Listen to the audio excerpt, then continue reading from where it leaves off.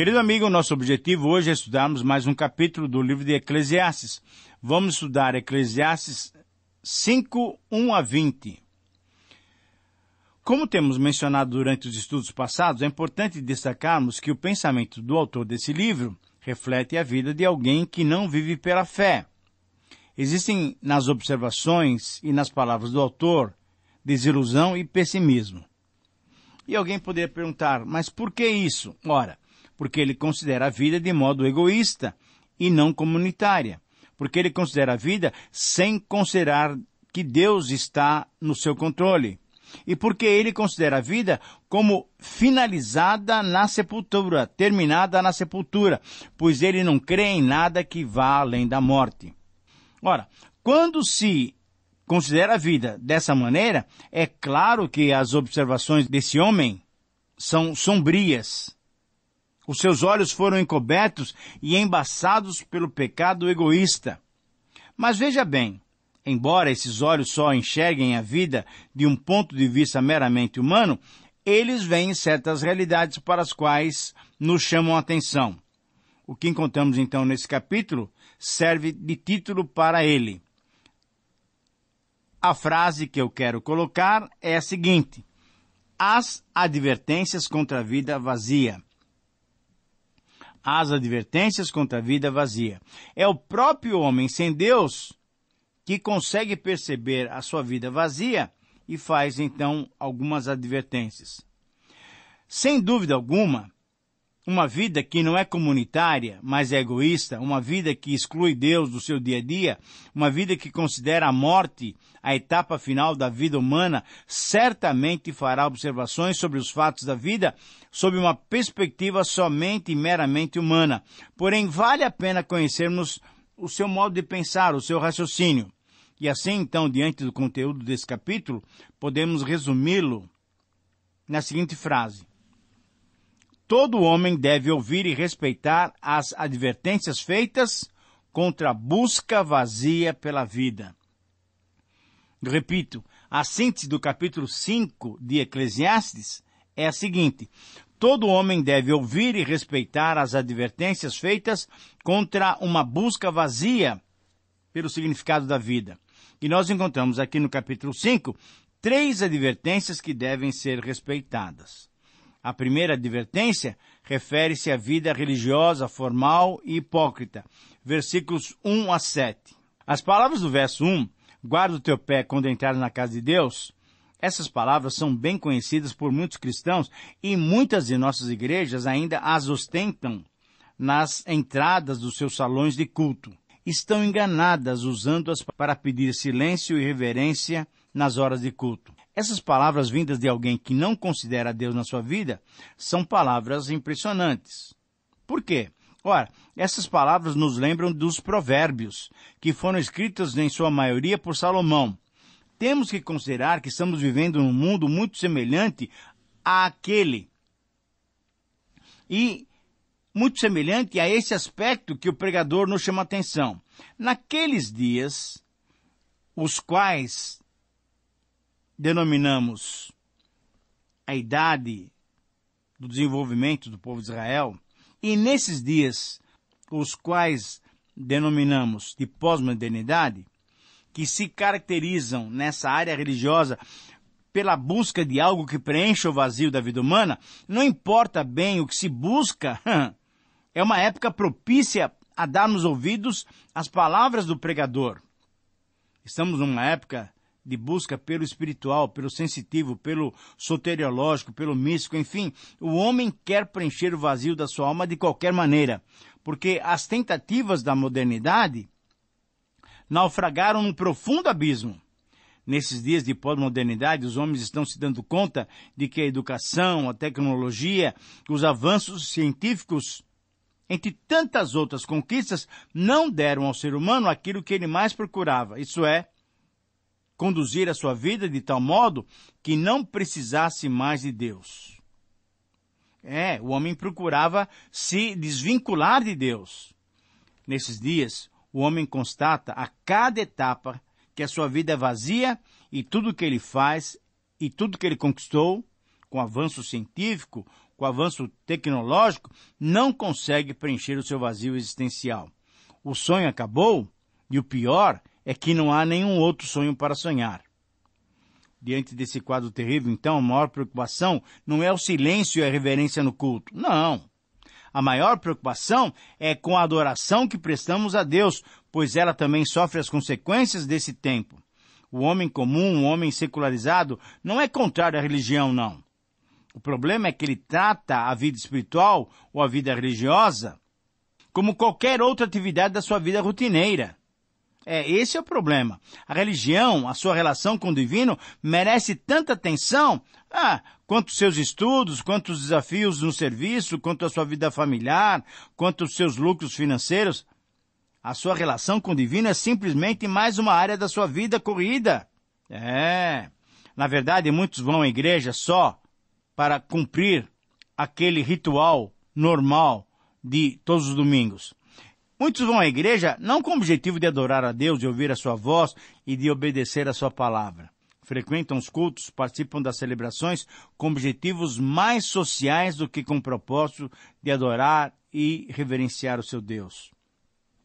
A liturgia, as mensagens, a contribuição financeira, os atos de culto, todos esses itens caem no terreno das formalidades sem qualquer efeito na vida íntima.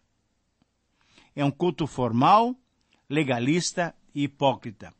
Por isso mesmo, vendo essa atitude do seu povo, depois que retornou do exílio e depois de terem reconstruído o templo, através do profeta Malaquias, Deus pediu que fechassem o templo. Fechem o templo, porque o que vocês estão fazendo ali não era um culto. Não é um culto que me honra, diz o Senhor, que glorifica o meu nome, diz o Senhor. Querido amigo, então essa vida em busca da felicidade, essa vida corrida, que busca a satisfação, que busca um significado de vida, tem deixado a área religiosa num plano bem inferior ao que ela merece ter em nossas vidas. A nossa relação com Deus deve ser prioritária, mas porque tem sido meramente formal, se faz votos, se assume certos compromissos e simplesmente, não sendo possível, não se cumpre.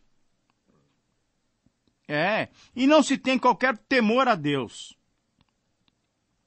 Você pode pensar que eu estou falando somente daquele que não é crente, daquele que não teme a Deus, daquele que é incrédulo. Não!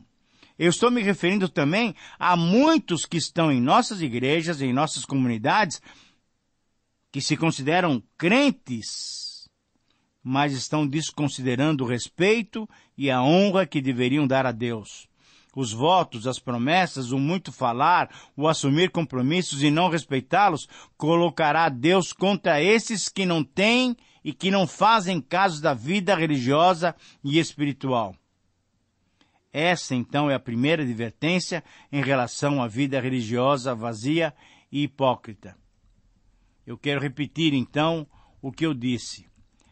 A primeira advertência que esse texto nos apresenta refere-se a uma vida religiosa, formal e hipócrita. A segunda advertência que esse texto nos apresenta refere-se à atração do dinheiro, versículos 8 a 12. Aqui temos uma advertência muito prática, referente então à atração do dinheiro. Essas palavras são extremamente práticas, na verdade. Mas alguém poderia dizer que a Bíblia é contra os ricos e contra a riqueza? Não, não é assim. Quando examinamos detalhadamente os versos que nos orientam sobre esse tema tão prático, vemos que não há qualquer posicionamento contrário aos ricos ou contrário à riqueza. Temos que entender claramente que a Bíblia, que expressa a verdadeira palavra de Deus, que é a palavra de Deus, é contra aquilo que muitos chamam de mamoísmo. Eu vou repetir. Mamoísmo. O que é isso? Mamoísmo é a adoração do Deus Mamon, o Deus da riqueza. Veja bem, a advertência bíblica é clara. É Paulo quem diz, porque o amor ao dinheiro é raiz de todos os males. E alguns, nessa cobiça, se desviaram da fé e assim mesmo se atormentaram com muitas dores. Jesus, ao contar a parábola do rico que mandou construir novos celeiros e disse para sua alma comer e beber, porque tinha acumulado muito, Jesus advertiu para a insensatez daquela situação. Primeiro, a alma não come, não se alimenta das coisas físicas, mas sim daquilo que é espiritual. O que Jesus condenou naquela parábola foi o mau uso que ele fez do dinheiro. Assim também o que Jesus condenou na parábola do rico avarento não foi o fato dele ser rico, mas o fato dele menosprezar o pobre Lázaro que vivia à sua porta, sofrendo fisicamente e tendo falta de alimentação, pelo menos básica. A Bíblia não é contra a riqueza. Muitos servos do Senhor foram ricos, por exemplo, Jó, Abraão, Davi, o próprio Salomão, Barnabé, Filemão, tantos outros foram ricos e eram homens de fé. A Bíblia não condena a riqueza. A Bíblia é contra o mau uso do dinheiro. Condena, sim, o sentimento de superioridade que a pessoa desenvolve porque ela é rica. Esse é o problema, e essa é a advertência aqui em Eclesiastes.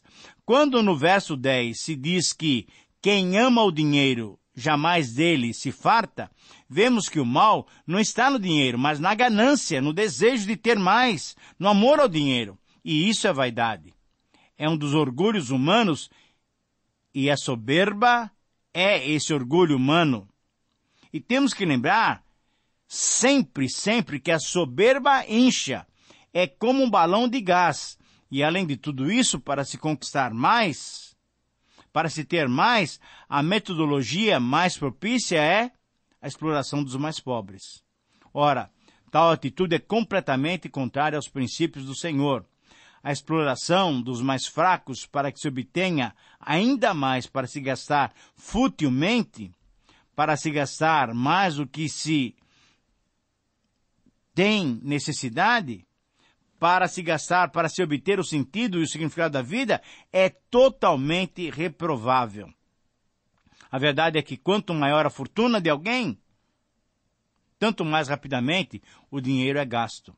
Um patrimônio grande com muitas posses requer mais empregados para zelar de tudo. Quanto maior a renda, maior a despesa. O pregador então diz que tudo isso é um ciclo que nunca acaba. Esse é o cuidado que devemos ter em relação ao dinheiro e às posses. E por fim, há mais uma advertência que envolve o mesmo tema. E exatamente essa é a terceira advertência. Nos versículos 13 a 20, concluindo esse capítulo, a advertência refere-se à vaidade das riquezas. Veja bem, não é mais agora a vaidade do dinheiro, mas é a vaidade, o perigo, a advertência contra essa vaidade da riqueza, de querer mais. As palavras do texto são muito claras. Eu quero ler para você esses versículos 13 a 20. Eu tenho visto nesse mundo essa coisa triste. Algumas pessoas economizam dinheiro e sofrem com isso. Pedem tudo no mau negócio e assim não deixam nada para os seus filhos. Como entramos nesse mundo, assim também saímos, isso é, sem nada. Apesar de todo o nosso trabalho, não podemos levar nada dessa vida. Isso também parece ser muito triste. Nós vamos embora desse mundo do mesmo jeito que viemos. Trabalhamos tanto tentando pegar o vento e o que é que ganhamos com isso? O que ganhamos é passar a vida na escuridão, na tristeza, preocupados, doentes e amargurados. Então cheguei a essa conclusão. A melhor coisa que uma pessoa pode fazer durante a sua curta vida que Deus lhe deu é comer e beber e aproveitar bem o que ganhou com o seu trabalho. Esta é a parte que cabe a cada um. Versículo 19. Se Deus der a você riquezas e prosperidade e deixar que as aproveite, fique contente com o que você recebeu e com o seu trabalho. Isso é um presente de Deus. E você não sentirá o tempo passar, pois Deus encherá o seu coração de alegria. Muito bem, esse é o versículo 20, essa é a parte final do capítulo 5. Querido amigo, temos que fazer diferença entre o ponto anterior e essa leitura que fizemos do texto. Veja bem, lá o foco estava no dinheiro. E o mal que o amor, a dedicação ao dinheiro fazem a qualquer pessoa, principalmente quando ela o coloca em lugar de Deus. Lá, o que se condenou é deixar-se ser atraído pelo dinheiro com o falso pensamento de que ele é a solução para tudo e nos dá um certo status acima dos demais. Aqui, o significado dessas palavras é diferente.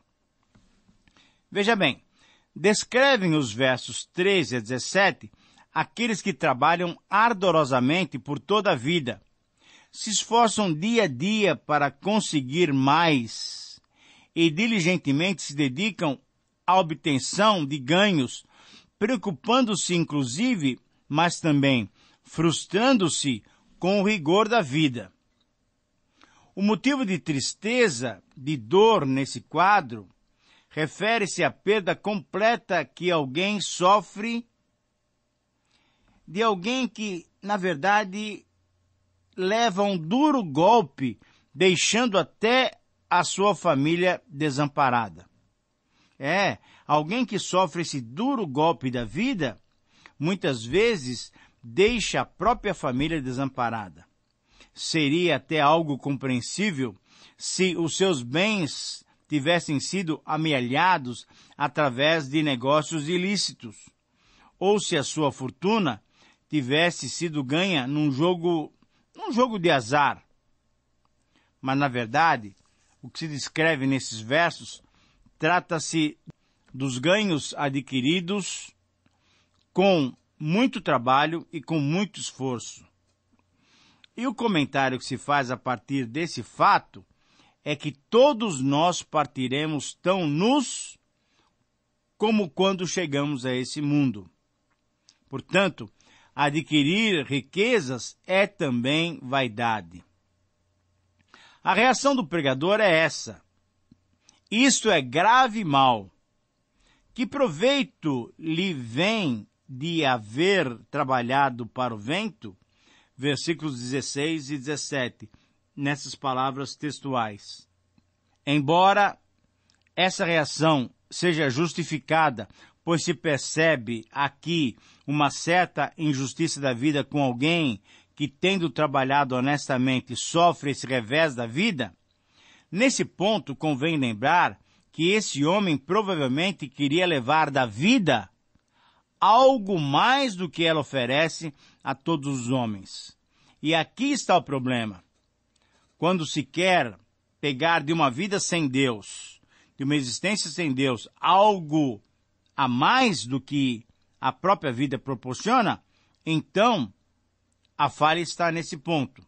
Se o alvo desse homem era obter da vida segurança, ele aprendeu a dura lição de que a verdadeira segurança não está naquilo que nós conquistamos, mas a segurança está naquilo que Deus nos concede.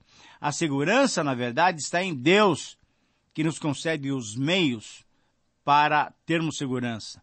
O resto é simplesmente vaidade. E assim, nos versos 18 a 20 também, demonstra-se claramente o que a mera vida humana oferece a cada um de nós. Sabe o que ela oferece para você e para mim, se não tivermos Deus na nossa vida? Ela oferece o seguinte: comer, beber e gozar cada um do bem de todo o seu trabalho, com que se afadigou debaixo do sol, durante os poucos dias da vida que Deus lhe deu, porque esta é a porção de cada um. No verso 19, o pregador declara que Deus é quem deu isso ao homem para que ele aproveitasse o fruto do seu trabalho. E ainda no verso 20, Deus novamente é citado como aquele quem concede plena alegria aos corações humanos, dando-lhes os bens necessários para a sua vida. Querido amigo, se não for Deus o nosso alvo maior, tudo não passa de vaidade. É positivo o fato do pensamento desse homem curvar-se e admitir que Deus é a peça-chave. Ele admite que o segredo da vida é estarmos abertos para Deus, sabendo aceitar todas as dádivas como vindas dos céus, e isso sim é dom de Deus, algo verdadeiramente bom e belo. Minha oração é que você também reconheça em sua vida, em todos os detalhes, a bondade, a graça e o amor de Deus. Que Deus te abençoe. Um grande abraço e até o próximo programa.